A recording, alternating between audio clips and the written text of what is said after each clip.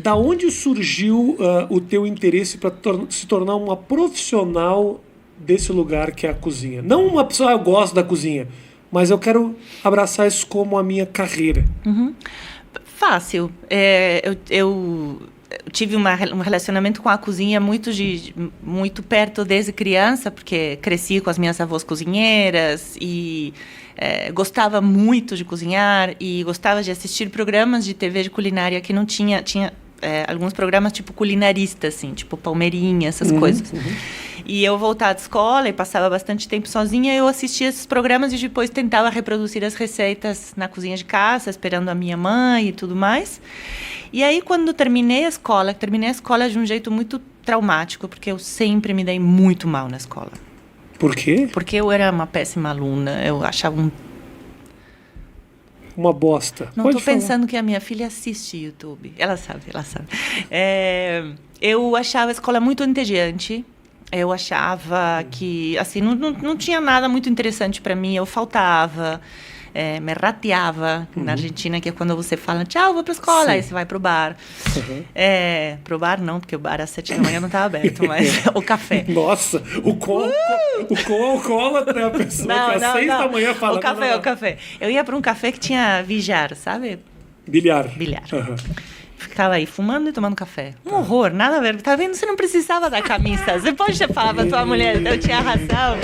Nossa Senhora. E então, quando cheguei no 5º ano da secundária, que é o último, que eu tinha 17 anos, já era... Eu acho que fui mandada embora. Fui mandada embora. Foi expulsa da escola? Fui expulsa da escola. Porque então você realmente era uma delinquente. Não era uma delinquente. Não tenho nenhum antecedente penal. Não tem ninguém. Não tenho nenhum antecedente penal. Eu não gostava. E era uma escola muito... Eu tive assim... Eu nasci durante um governo, eu acho que peronista, se eu não me engano, era Isabel Martínez, que era a segunda mulher do Perón, e aí teve um golpe militar. Então, eu cresci durante a ditadura. Aí, em 83, que foram as primeiras eleições democráticas que eu vivi, eu entrei na escola secundária. Eu tinha 11 anos. 13. Em 85 eu entrei na escola secundária. Num ambiente hiper, ultra, mega politizado, porque era a primeira vez que tinha democracia por muito tempo, e eu entrei numa escola pública. A gente não tinha muita grana, eu fui para uma escola pública.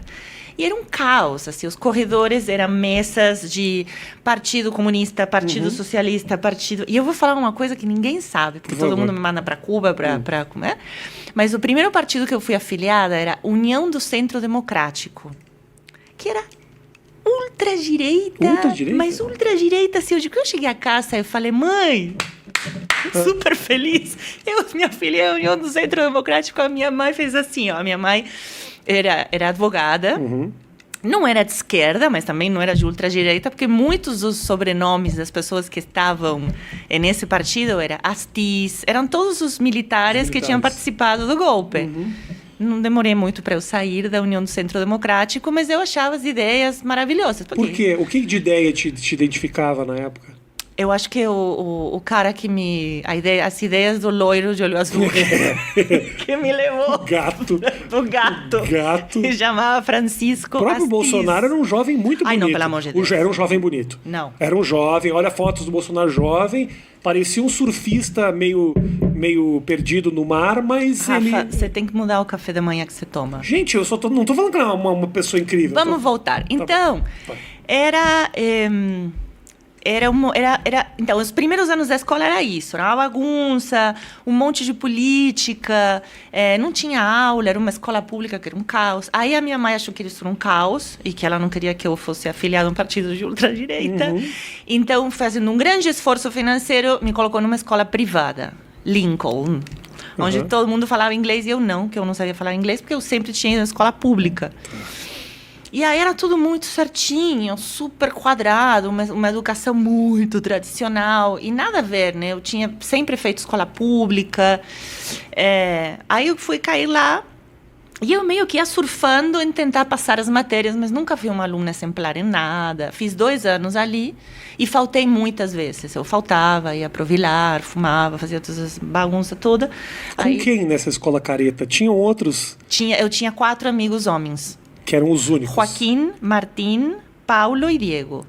só Paulo é um nome não argentino? Porque você colocou os 3 nomes que são os nomes de todos os argentinos. Joaquim. Joaquim é super argentino. Sim, Joaquim. Não. Joaquim, tem muito de Joaquim. Não, Joaquim é argentino. Joaquim é brasileiro. Mas era Joaquim. Era Joaquim. Era Joaquim. Joaquim. Que mais que era? Martim. Martim, muito. Diego, Pablo, só faltou Pablo. E Paulo. E Paulo. O Paulo fugiu um pouco.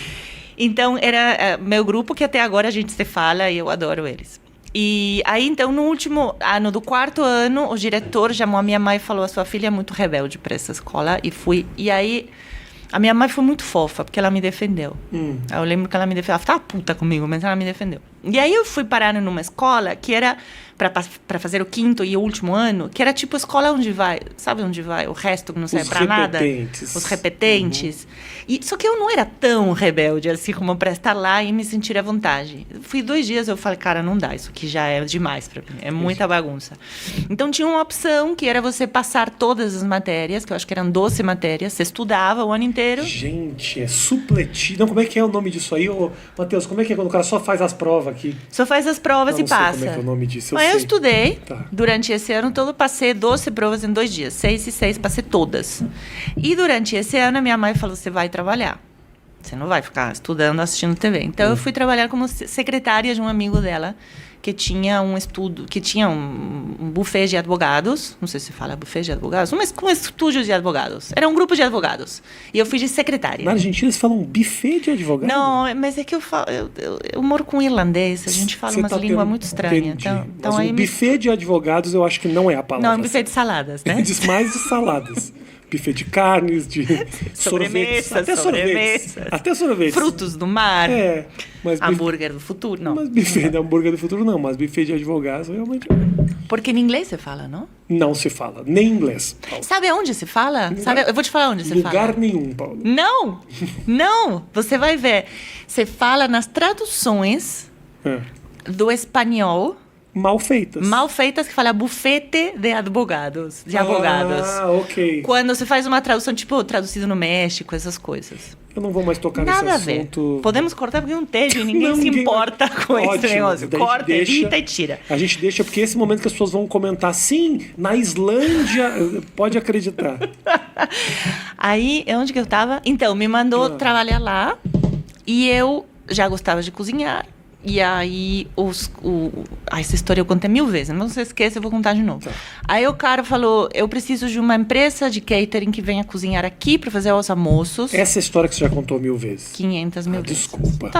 Quem levou para essa conversa foi você. Não, você me perguntou como eu cozinhei. Muito simples. Mas como eu comecei. Então, tô te falando. É uma pergunta idiota, mas as pessoas não necessariamente sabem. Comecei assim, a minha mãe me mandou trabalhar enquanto eu... Agora eu tô arrependido, agora eu já não... E eu... comecei a cozinhar em um escritório de advogados, preparando os almoços para eles. No lugar de eu contratar uma empresa de catering, falei, posso cozinhar eu? Tá. E aí ele falou, pode. Aí eu cozinhei, ele falou, cara, você cozinha bem. E eu falei, eu gostaria muito de trabalhar na cozinha. O que você cozinhou que o cara falou, você cozinha bem? Eu copiava as receitas, fazia, sei lá, peito de frango recheado de mousse de espinafre com creme de pimentão vermelho. Parecia uma coisa meio 80. Mas assim. Parecia uma invenção sua. Não. Era nitidamente copiado. Era nitidamente copiado do que nessa época era a Nouvelle Cuisine, a cuisine do marché de alguns chefes franceses, que eu pesquisava. Sim. Não tinha internet, não tinha porra nenhuma, tinha umas revistas. Aí você ia pegando. E aí eu manifestei que eu queria trabalhar, que eu queria estudar, só que não tinha escolas de gastronomia, não existiam. Então, a minha mãe me arrumou uma escola de hotelaria, de administração hoteleira, era o mais perto. Fui 2 dias na escola. Aí eu saí e falei, o negócio escola nunca foi muito a tua onda, bateu, né? Pra mim. Okay. Eu gosto de ler, adoro estudar, mas tem que alguém te impondo conhecimento é um problema. Dessa forma era meio chato. Entendi. Aí eu falei, não é por aqui. Preciso... Como se faz? Você tem que ir num restaurante e que eles te ensinem, abram as portas, te deixem trabalhar, estágio não remunerado. E aí, pesquisando quem que aceita uma menina de 18 anos para trabalhar, ninguém. Porque era só macho, peludo, fortão. E todos falavam não. E aí um cara tinha um restaurante de fondue e raclette, de comida suíça, que só trabalhava com mulheres. Porque, segundo ele tinha uma cozinha muito pequena e a mulher não expande na cozinha, ela ocupa um espaço pequeno. isso era o que ele falava. Uau! E aí ele me contratou e ele me cobrava para eu trabalhar lá. Você, uma mulher de 1,78 m. Sim. E ele contratou falando só mulheres, porque mulheres são menores. Não, elas não se expandem na bancada. Não ocupam Não espaço ocupam na hora espaço de na hora de trabalhar. trabalhar, entendeu? Põe a tábua, corta a cebola, tudo Tá. aqui. Bullshit. Porque já vi mulheres que se expandem e homens que não se expandem. Ok. Então, tudo bem. Aí minha mãe pagava pra ele me ensinar. Aí trabalhei 1 ano, realmente era isso que eu gostava, e aí comecei. Já conheci outros chefes e fui fazendo contatos, em um universo muito pequeno nessa época. 1990, Argentina, depois de 7 anos de governo democrático, os 2 primeiros bastante traumáticos, assim, porque teve várias tentativas de golpe, recuperação econômica, então tinha, sei lá, 8 restaurantes, não era um mercado gigantesco, então todo mundo se conhecia. E aí, em 1992, fui para Paris fazer estágio e realmente comecei uma carreira assim, que era isso que eu queria e eu curtia pra caramba, adorava trabalhar. Assim, o oposto da escola, eu sempre fui muito trabalhadora, assim, muito, muito, tipo, nunca faltar.